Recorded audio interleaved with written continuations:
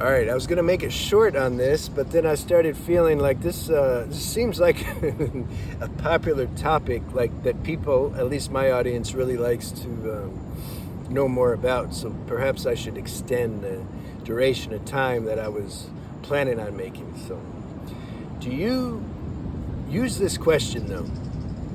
Some of you already feel this way, that kind of relationships are just a waste of time. Okay, but really evaluate and see. Because a lot of people, they're like, it's mixed. Like they don't want to waste time. They feel like, God, I'm just sick of relationships. But yet there's still a hunger, a craving to have some relationship. How do you sort that out? All right, this is what we're trying to do. So ask yourself, this is important, introspection. I'm such a proponent of introspection, I can't even tell you, because it just sorts stuff out. It just makes things clear. And best to write it. You write it. When you get the stuff out of the brain and on paper, you can see, and you can start writing some like serious spiritual science. Sometimes, you're like, damn, you got to publish that.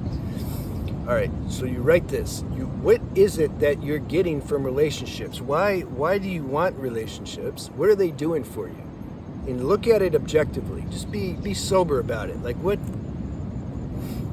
is it? What is it about the relationships? Why do I feel like I crave one, and then at the same time, I don't like them though. They're like boring. They're like, it's just a waste of time. Like I'd rather be with myself.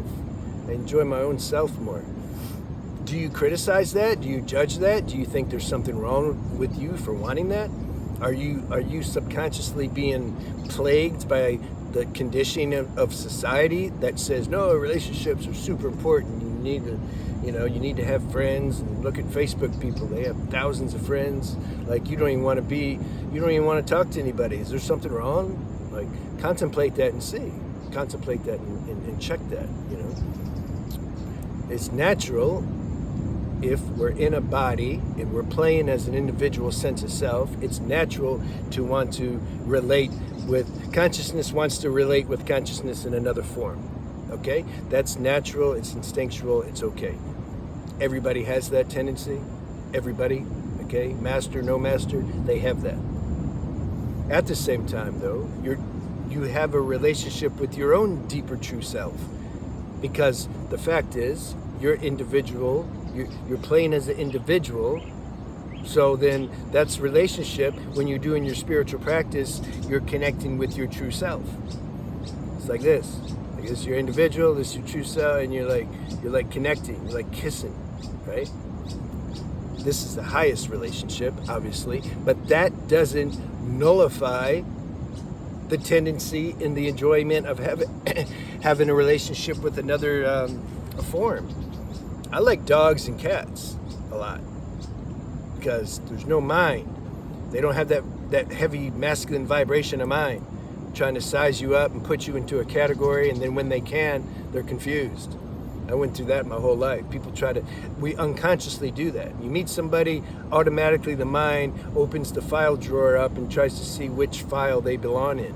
But sometimes they meet somebody and they can't classify them. So then they're like intruders. I thought I'd turn that phone off. So I'm putting it on silent there. Sometimes the people can't put you they can't file you away because you don't meet their history of experience of people that they've met. You're different. So then they're sketchy about you. They're like, I don't know if I can trust them because my mind can't categorize them. So I don't know. I used to say it takes somebody a couple years before they're comfortable with me. That's been my experience if we're talking about collective mainstream people, because they just don't get it, All right. So there's a desire, a tendency for a relationship.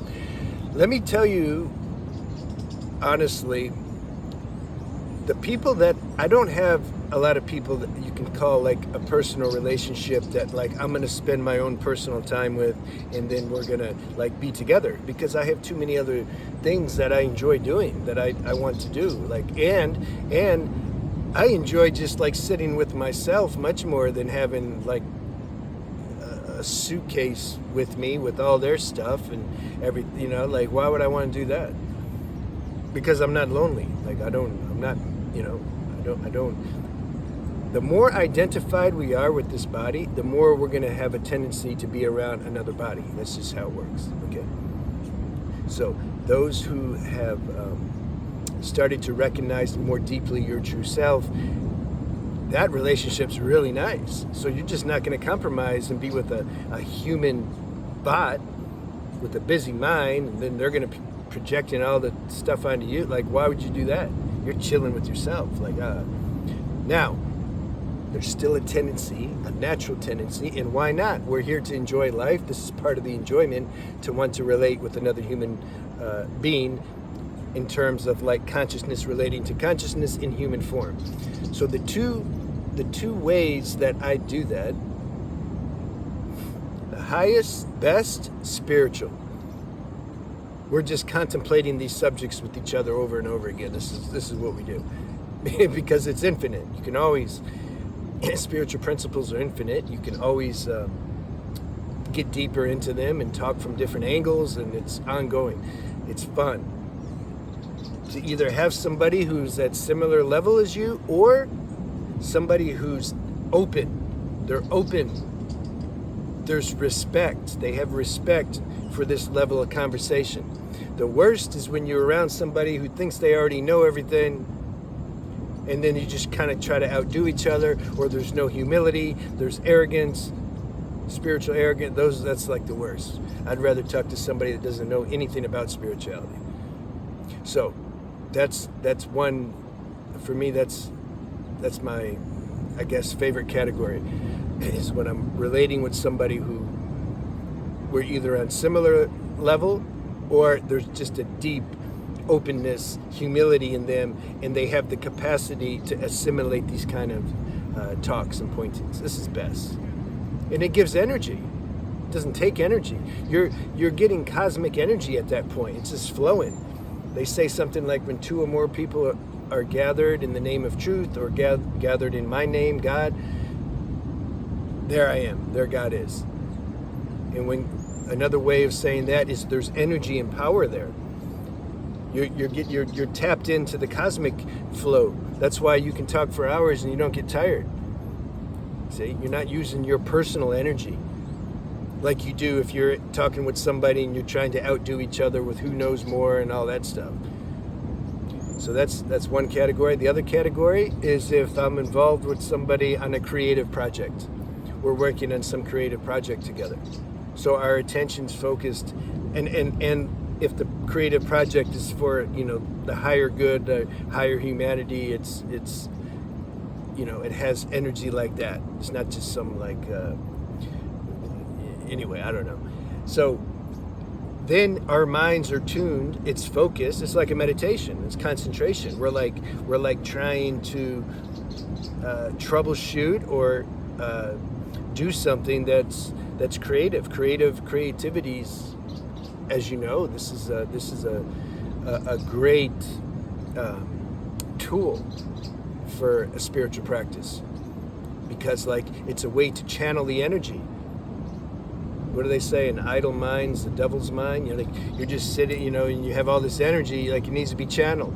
So then you get a nice creative project, and you have somebody, and you're working together on a common cause, a common thing. And then that gives you a sense of unity, and you synergize. And then if you can have spirituality on top of that, even better. So it's like those are the two main relationships, forms of relationships that mind take.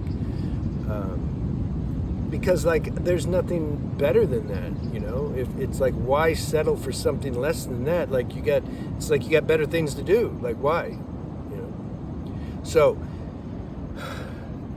that can take time, though. See, I didn't have that for many years, though. We have to get to a semblance of balance inside before our, you can say, broadcasting signal gets clear, so that then we start attracting that stuff. The law of attraction. When we're all kind of mixed up and trying to find ourselves, and we have these stale energies in us that are coming up and are weird. Like, we got to go through that stage and be alone for a while.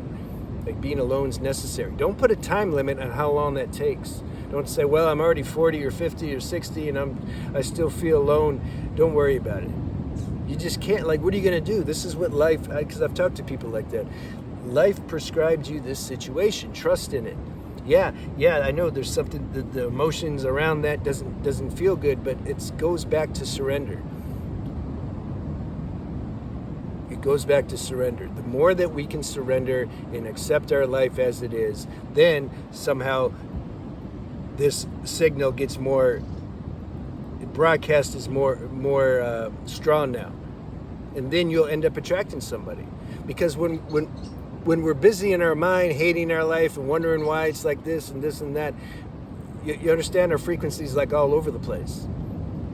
But when we've accepted life and we're dialed in and we have a trust for existence and humility, this raises your vibration. You'll attract somebody. And by the way, I don't believe people when they say, we exaggerate. When we're in a lower mode, a lower vibration or an emotional state, we tend to exaggerate things.